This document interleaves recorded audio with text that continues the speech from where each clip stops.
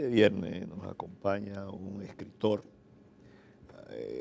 Vamos a hablar sobre un libro en particular, pero se ha caracterizado por indagar y hacer de conocimiento público en diferentes libros manejos importantes en procesos políticos del país.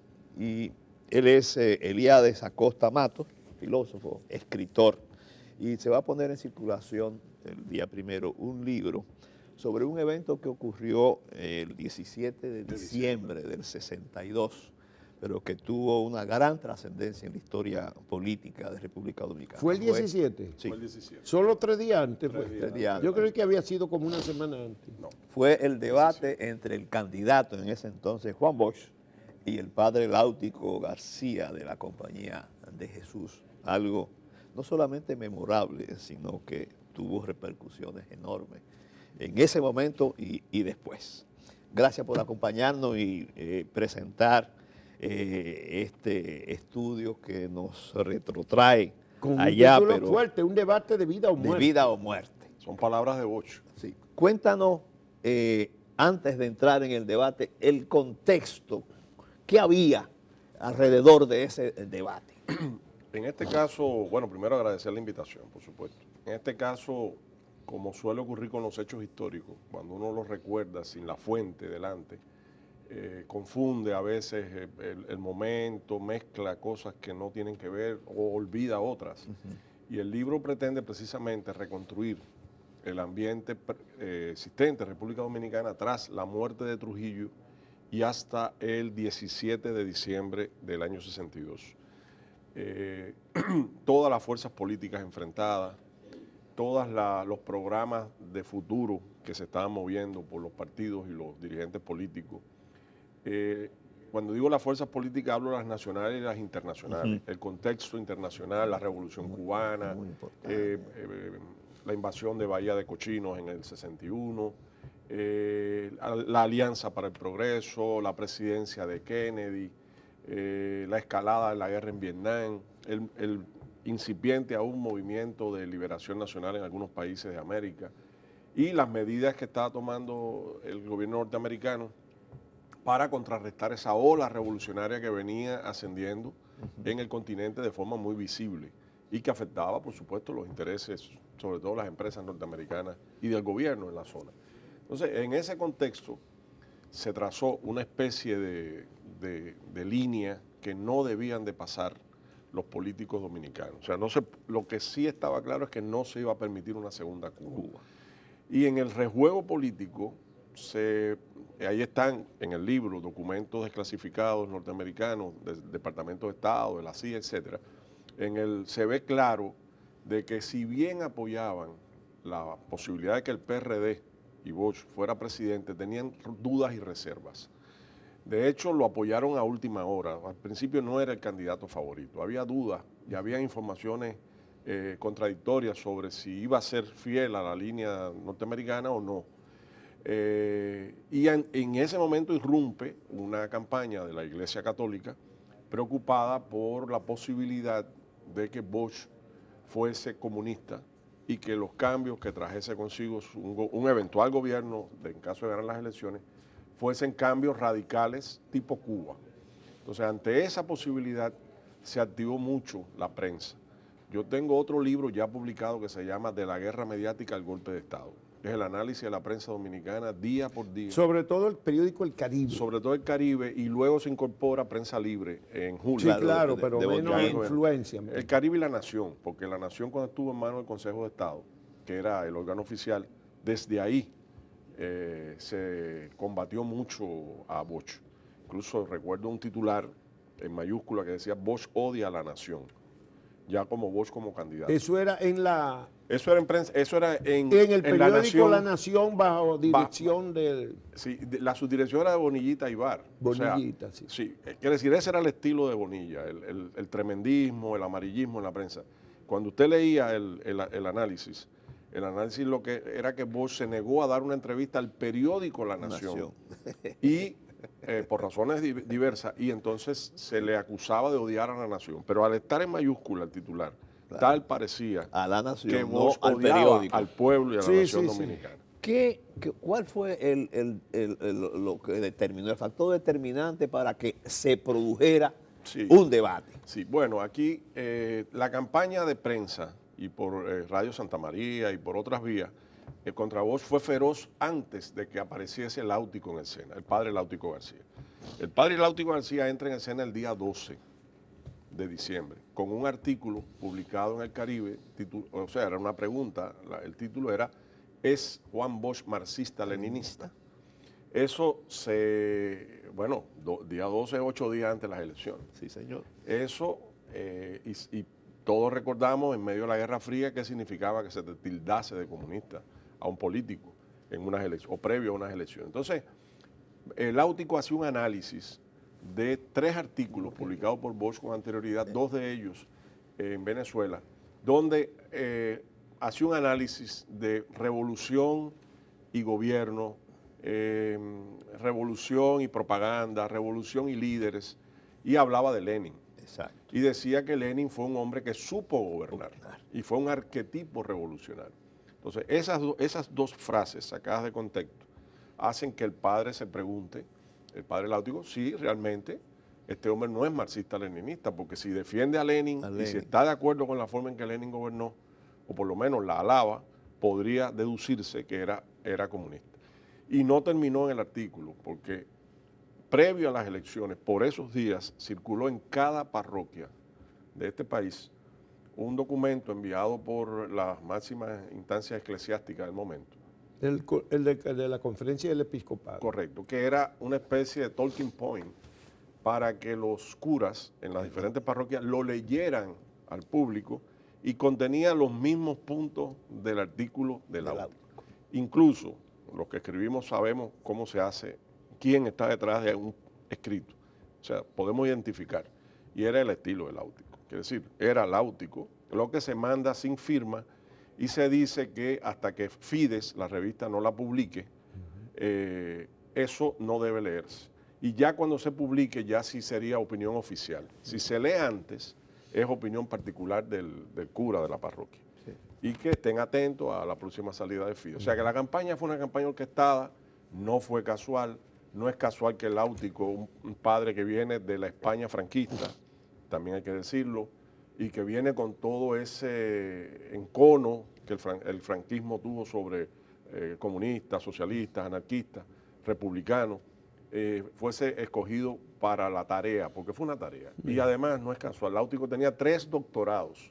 Láutico no era cualquier polemista, y hasta el fin de sus días fue polemista. Además, polemizó aquí con diferentes políticos, no solo con Bosch. Aunque él reconoció al final de su día, él se adscribió más a un ámbito de centro democrático y reconoció que había sido un error de él la publicación de ese artículo. Tiene toda la razón. Mire, aún siendo, después del debate, en medio de la feroz campaña contra el presidente Bosch desde la iglesia, ya siendo presidente, Bonilla Ibar intenta en julio, entrevistar al padre para que arremeta contra Bosch. Lo entrevista y el padre se niega a decir, eso fue agua pasada, yo no voy a ahondar las diferencias en que este país se está desgarrando, no voy a hacer declaraciones. Entonces, Bonillita, para cumplir el papel provocador, publica una parte de la polémica, o sea, transcribe una parte de una grabación. Luego, cuando Bosch es presidente, bueno, ya siendo Bosch presidente, le da la nacionalidad privilegiada al padre Láutico García. Sí.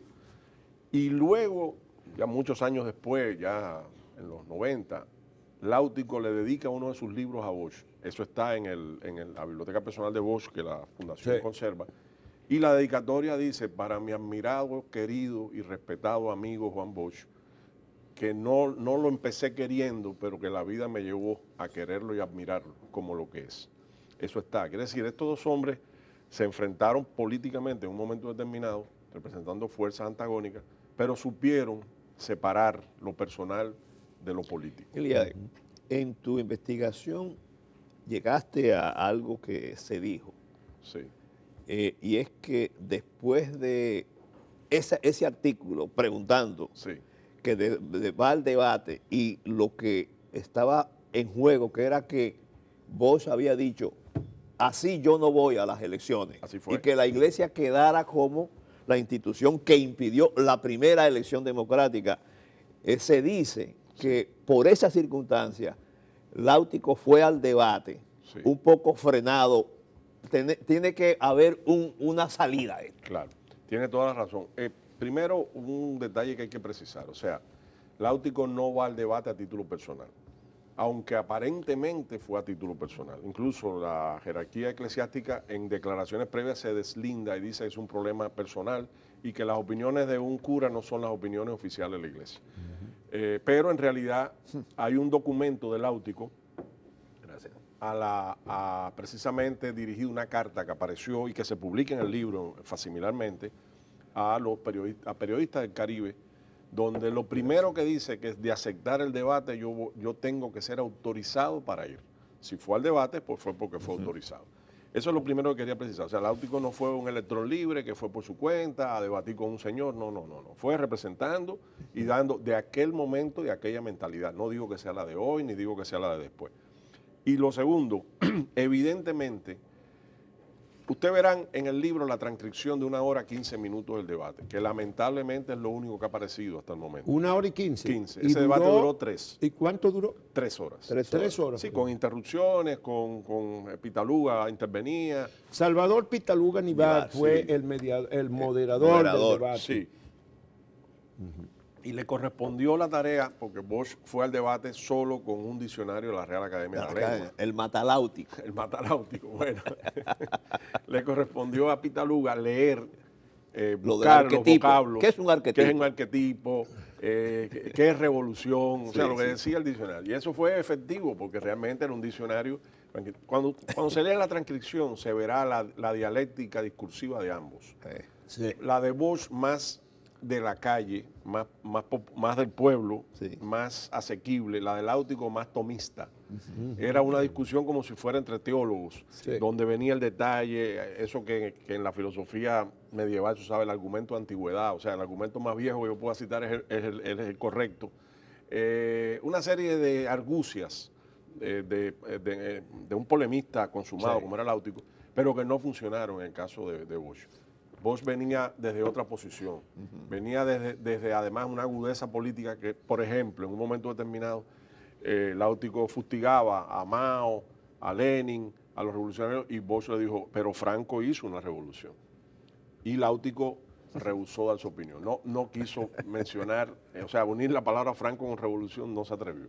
Entonces, creo que sí, que en efecto, al final de todo... Él fue frenado. Sí, yo creo que él fue... Hay que buscar un bajadero ahí. Sí, exacto. Buscar una solución para que hubiese elecciones. Sí, porque mientras tanto Bosch había retirado su candidatura. Hay documentos. Y faltaban, 3 días. 3 días. Hay documentos del PRD oficial publicado en el Caribe donde dice que el PRD se retira. Se retira. O sea, hay una declaración del grupo y dice nos retiramos. Y eso era ya poner en jaque una situación crítica. El proceso de la político. 20 de diciembre era la elección. Claro, así es. Bueno, pero... Una de las preguntas que yo he tenido siempre, ¿realmente tenía tanta influencia electoral sobre el electorado de la iglesia? Porque al fin de cuentas las elecciones son el 20 de diciembre y Bosch gana con el 59% de los votos. Sí, bueno, tenía tanta influencia. La cifra que da la Junta Central Electoral es 60,2. 60,2. En la carta que le manda a Bosch, usted ha ganado, usted es triunfador con esta cantidad de votos. 60,2. La iglesia, hay que pensar el papel jugado por la iglesia bajo Trujillo. O sea, Trujillo hábilmente se alió con la iglesia, sobre todo para mantener la gobernabilidad del país y mantener a la población tranquila. Hay una excelente obra publicada por el Archivo General de la Nación en 2 tomos, del padre Sáez, que se titula La colaboración o algo así bien pagada. Quiere decir, la sumisión bien pagada. Ahí hay documentos, es una compilación de documentos que demuestran los vínculos reales y criticables entre la iglesia y Trujillo durante sus 31 años de gobierno. No, pues eso fue... Ahora, esa iglesia en la que luego se recicla con la pastoral de los obispos contra Trujillo, ya tardíamente. O sea, ya después de tantos años de estrecha colaboración, al final, en la decadencia de Trujillo, lo abandona la iglesia y lo abandona los Estados Unidos. O sea, Trujillo muere solo en el momento en que muere. Y esa es la iglesia que en aquel momento tenía ideas muy conservadoras, muy de proteger el orden social a toda costa, de mantener a raya cualquier idea revolucionaria, radical. Esa es la iglesia que empieza a oponerse a Bosch. Pero es la iglesia de reafirmación cristiana ya en el gobierno de Bosch. Correcto. O sea, vuelve los seminarios, otra vez, los cursillos. Vuelve otra vez y entonces empieza los cursillos de todos los militares de San Isidro pasan por los cursillos de Marcial. De reafirmación de Marcial cristiana. Silva. Marcial No, y Silva. después No, hay manifestaciones. No, y Bosch, el Áutico fue uno de los promotores de los cursillos. Estuvo en la dirección del grupo que coordinaba los cursillos. Ahora, esa iglesia, si tenía influencia o no, es una buena pregunta, pero yo creo que si nos situamos en el momento, sobre todo en el campo, tenía una influencia real. Es decir, la opinión de un cura en un púlpito sobre política podía incidir fuertemente en el debate. Y eso fue lo que apreció el PRD al retirarse. Bueno, pues entonces Bosch logró revertir eso.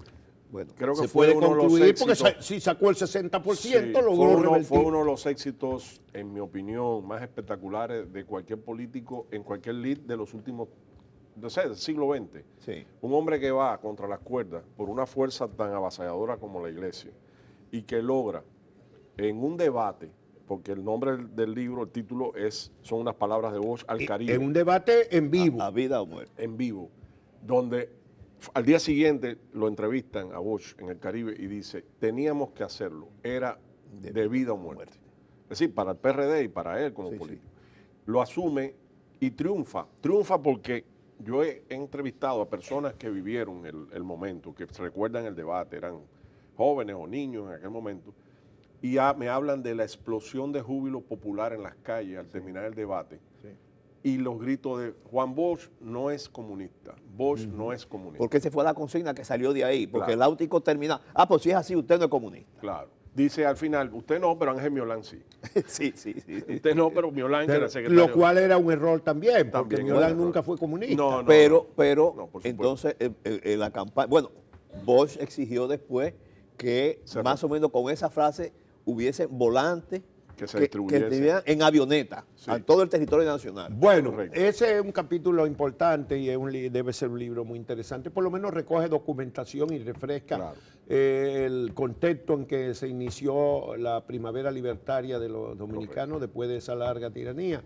Iba a tener el grave tropiezo del 65, después, primero el del 63, porque al fin de cuentas el gobierno duró 7 meses. 7 meses, exacto. Y vino entonces la insurrección popular y la invasión de Estados Unidos. Claro. En la investigación, en ese periodo y los datos, en algún momento, tú hablabas ahorita del peligro comunista, en algún momento hubo realmente peligro de que aquí surgiera un régimen comunista como había ocurrido en Cuba. No.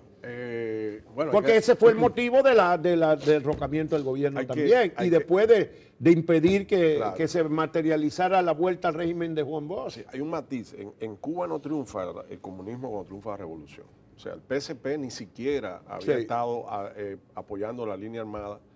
Era antibatistiano porque Batista lo reprimió y porque Batista, después de haber sido aliado en el gobierno del 40 al 44, prohibió el partido, cerró el periódico y creó el BRAC, Buró Represivo de Actividades Comunistas, que era muy eficaz, dicho sea de paso. Es decir, los comunistas consideraron primero la línea de la revolución de Fidel una línea aventurera, que no representaba a las grandes masas y ellos se apartaron. Es decir, no había, sí había comunistas en las filas de la revolución. Es decir, gente que participó Claro, y peleó, claro. etcétera. Pero no fue Y los comunista. hubo aquí en el 65 Correcto. en la Ahora, revolución también. después del golpe contra Bosch, él hace un grupo de declaraciones que recogen lo que iba a ser, parece que un libro, sobre el golpe. La sobre crisis de la verdad. democracia en América. Esa la publicó en el 64, pero él iba a hacer uno más directo, o sea, específicamente respondiendo a preguntas como esa que usted hace. Y nosotros tenemos los mecanuscritos de esa, son 4 o 5 ensayos que él iba a publicar, y probablemente la Fundación Juan Bosch lo publique pronto. Y dio declaraciones también a el gobierno a investigadores del gobierno norteamericano que lo entrevistaron ya en el exilio. Y él dice, aquí no había en este país solo pocas decenas de comunistas. que eran ínfimos y no tenían ningún peso político. Así era. No tenían ninguna relevancia para que se sospechase que podían influir y hacer comunistas. Ni influencia en las Fuerzas Armadas, no, ni hombre, influencia ninguna. en Ninguna. ningún Eso fue un estamento comodín. decisivo. Pero ese fue el comodín que usaron contra Arbenz en el 54 Sí, claro, en Guatemala. en Ese fue el Guatemala. comodín que usaron contra Mossadegh en Irán en el 53. Ese fue el comodín que usaron en diferentes partes del mundo contra Perón en el 55 para derrocarlo. Es decir, el comodín del comunismo, la carta que encajaba en cualquier momento del juego. Bueno, una pregunta, ¿que estás haciendo alguna otra investigación? Creo que nos hablaba ahorita en los preámbulos de esta entrevista de un estudio que está haciendo un trabajo sobre el clientelismo en América Latina. Sí, bueno, en este momento hay 2 obras en imprenta y una que estoy terminando de escribir. En imprenta está por el Archivo General de la Nación una obra que se llama Un Leviatán Tropical, las redes clientelares de Trujillo en América Latina y el Caribe. De Trujillo. De Trujillo. Ya yo había explorado las redes de Trujillo en Cuba, porque la primera obra que yo publiqué aquí en el año 12 fue La telaraña cubana de Trujillo. O sea, cómo Trujillo infiltró la sociedad cubana en todos sus estamentos, desde el año 30 hasta el 61 en que muere. Ese libro me permitió entrar también en otros países de América, pero no fue en extenso. Ahora, esta obra, que repito, saldrá en breve, o a lo mejor ya está hasta impresa por el archivo, explora eso mismo, pero en otros países de América Latina. Por ejemplo, no se sabe que Trujillo pagaba 2 sindicatos anticomunistas en Chile. En Chile. En Chile. Pero no debe asombrarnos, Trujillo tenía en el 55 178 cónsules honorarios en el mundo, que eran agentes de Trujillo, desde Argelia hasta África del Sur, desde Islas Comores hasta el Canal de Panamá. Es decir, Trujillo tenía una red mundial, porque Trujillo no se contentaba con ser el presidente ni el jefe de esta pequeña que quería porción de influir la isla. en otros sitios. No, él hizo mucho por influir en otros sitios, donde usted no se imaginaba. Influyó en los Estados Unidos. El vicepresidente Nixon trabajó para él, siendo abogado. Es decir, estamos hablando de que, claro, ¿cómo influía Trujillo? Con dinero. O sea, era un hombre que no creía en la esencia pura del hombre, solo el valor del dinero. Y compraba voluntades. Estoy trabajando. ¿El otro libro? El otro es una compilación de 3 tomos, una colaboración entre la Fundación Juan Bosch y el Archivo General de la Nación, que debe salir pronto, sobre el cronológico de oficios de la presidencia de Dominicana durante el año 63. O sea, los asuntos que atendía la presidencia en el Consejo de Estado, en el gobierno de Bosch y en el triunvirato. Y usted puede entonces comparar 3 enfoques de gobierno. Y por último, estoy terminando de escribir ahora un libro que se llama Las fugas equivocadas, de Gerardo Machado y Fulgencio Batista, que es la relación de Trujillo con Machado primero y luego con Batista, y la protección que le brindó a ambos, por razones diferentes, tras ser derrocados por revoluciones en Cuba. Así en 10 segundos, ¿qué fue lo que permitió que Trujillo, de este país tan atrasado, tan pequeño, de una población, cuando él llega al poder, no llega a 3 millones de habitantes, que se convirtiera en un poder tan grande así, que llegara a otra parte? Trujillo es el constructor del Estado moderno dominicano. Es el gran reformador de estructuras patriarcales, a veces tan caudillistas, y hace un Estado centralizado fuerte.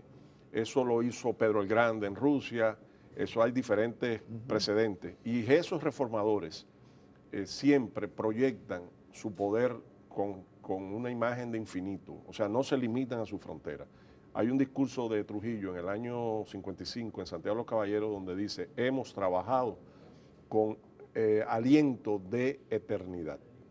Es decir, él no estaba trabajando para su momento, y además los últimos sucesos que hemos visto aquí, candidatos, trujillistas, etcétera, demuestran que trabajaban con mira hacia el futuro también. Bueno, muchísimas gracias, Elías Acosta Matos, filósofo, profesor universitario, autor del libro Un debate de vida o muerte, el de Juan Bosch y Láutico García, 1962, diciembre del 62, que auspicia la Fundación Juan Bosch, esta investigación, este libro que se va a poner en circulación. El día primero. El día primero a las 6:30 en la sala Aida Cartagena Portalatín de la Biblioteca Nacional. De la Biblioteca Nacional. Muchísimas gracias por haber venido a conversar con nosotros y te deseamos Gracias muchos por la invitación. éxitos, que termine pronto esas otras obras que tiene pendientes. Gracias.